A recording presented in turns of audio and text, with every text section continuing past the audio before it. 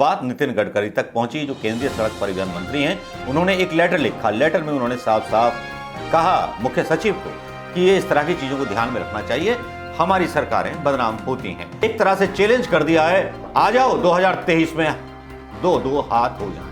यही वो खूबी है दिग्गी राजा की कि वो जिस तरह से आक्रमण करते हैं और जिस तरह से विश्लेषण करते हैं सियासत का, वो अपने आप में अद्भुत है।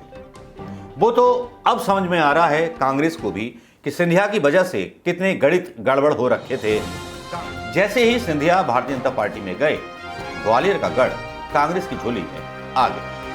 इसको संयोग कहें या प्रयोग कहें, सवाल ये उठता है। लेकिन बात कर रहे हैं पुलिस संरक्षण के नरोत्तम जी, आप दतियावी नहीं जीत पाते। आइए 2023 में दो हाथ हो जाएं। एक सीधा सा चैलेंज राजा दिग्विजय सिंह का नरोत्तम मिश्रा को। ये तो हम सब जानते हैं कि जिस तरह से नगर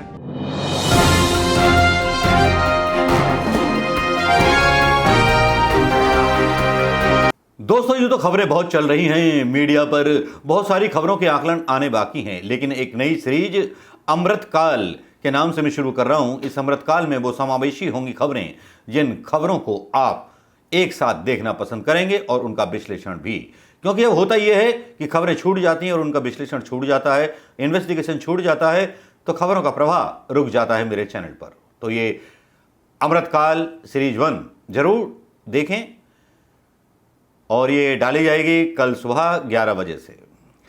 देखेंगे आप इसको कितनी अच्छी प्रतिक्रिया देते हैं, कितनी अच्छी नहीं देते हैं। लेकिन आज की खबर जो है बहुत इंपॉर्टेंट है, जिसने मध्य प्रदेश की राजनीति को जलजले में ला दिया है, जलजला हो गया है मध्य प्रदेश की राजनीति में।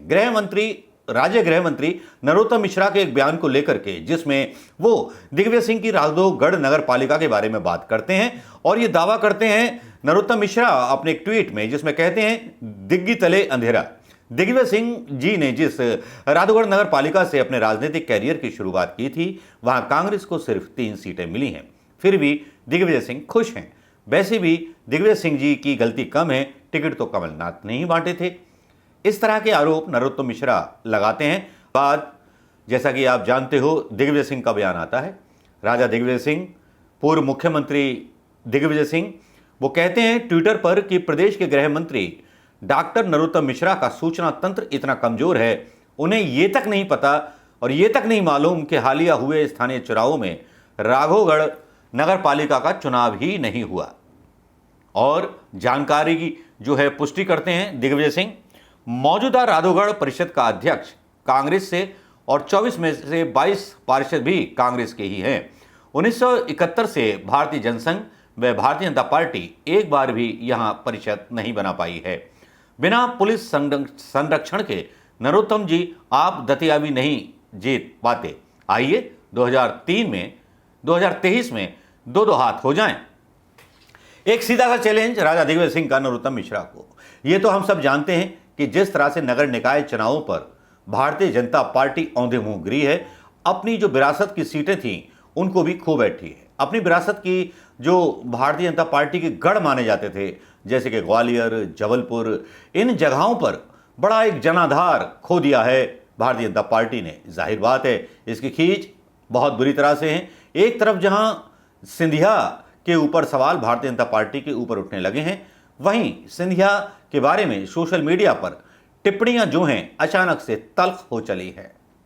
लोग सिंधिया को पुराने दिनों की याद दिला रहे हैं, ऐसे ऐसे वीडियो शेयर कर रहे हैं जिनमें दावा कर रहे हैं कि यहां इतनी इज्जत थी और वहां कितनी बेइज्जती आपकी होती है। मामला होता है एक बैठक का, जिसमें सिंधिया को उनकी सीट से हटा करके पीछे भेज दिया जाता है। इतनी बेइज्जती मेरे ख्याल से सिंधिया जी की कांग्रेस में नहीं हुई होगी जितनी बेइज्जती भारतीय जनता पार्टी के अंदर जो लोग फील करते हैं, जो सिंधिया जी के समर्थक हैं, उनको लगता है कि नहीं होना चाहिए था। लेकिन जिस तरह वो चैलेंज करते थे कि मैं टाइगर हूं, मैं ये हूं, मैं वो हूं, लेकिन टाइगर होने के बावजूद भी ग्वालियर प्रांत जो था भारतीय जनता पार्टी के कब्जे में रहा 70 साल 75 साल जो भी था। लेकिन सिंधिया वहाँ के महाराजा होते हुए भी कोई चमत्कार कांग्रेस के पक्ष में नहीं दिखा पाए थे। जैसे ही सिंधिया भारतीय जनता पार्टी में गए, ग्वालियर का गढ़ कांग्रेस की झोली में आ गिरा।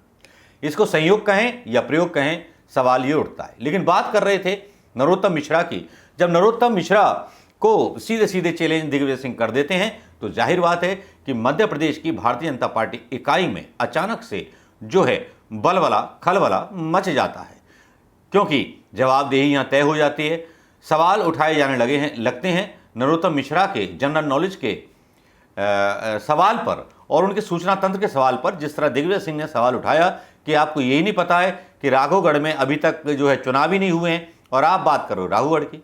लेकिन बात राजगढ़ की थी। राजगढ़ में 3 जो है सीटें जीती हैं कांग्रेस ने। राजगढ़ एक अलग है, निकाय चुनाव का एक स्थान जहां हुए थे। शायद इतना जनरल नॉलेज पंडित नरोत्तम मिश्रा, डॉक्टर नरोत्तम मिश्रा की कमी पड़ गई, लेकिन यहां दिग्गज राजा ने बहुत सदे हुए बारों के साथ भारतीय जनता पार्टी को पूरी तरह क्लीन बोल्ड कर दिया। इस पर ना तो मामा शिवराज का कोई बयान आया, ना भारतीय जनता पार्टी के हवाले से कोई इसका खंडन आया। इसका मतलब दिग्विजय सिंह ने सीधे सीधे चुनौती कर दी है। दतिया में जाकर के नरोत्तम मिश्रा को एक तरह से चैलेंज कर दिया है, आ जाओ 2023 में दो हाथ हो जाएं। यही वो खूबी है दिग्गज राजा की कि वो जिस तरह से आक्रमण करते हैं और जिस तरह से विश्लेषण करते हैं सियासत का, वो अपने आप में अद्भुत है। वो तो अब समझ में आ रहा है कांग्रेस को भी कि सिंधिया की वजह से कितने गणित गड़बड़ हो रखे थे कांग्रेस के। सिंधिया जिस तरह से एकाधिकार अपने क्षेत्र के टिकटों पर बंटवाते थे, उसी तरह का एकाधिकार वो पूरे प्रदेश में चाहते थे। जबकि वो एकाधिकार, जो इज्जत कांग्रेस में रहकर के सिंधिया जी को मिली, वो इज्जत बीजेपी में नहीं है, ये तो तय हो गया। सफाई दी जा रही है कि सिंधिया जी के पसंदीदा जो लिस्ट थी दी गई थी, उनमें से किसी की नहीं चली। नरेंद्र सिंह तोमर और बीजेपी के कई बड़े दिग्गज नेताओं की चली। अब सिंधिया जो नंबर 2 पोजीशन पर कहे जाते थे राहुल गांधी के बाद, अब मध्य प्रदेश की जब से राज्य की राजनीति में आए हैं, पता नहीं 16वें 18 नंबर पर पहुंच गए हैं। मामा शिवराज भी इनको अब सीरियसली नहीं लेते। लेकिन इन्हीं के खेमे पर एक आरोप लग जाता है, सिंधिया जी के खेमे के एक मंत्री पर, गोविंद सिंह राजपूत पर।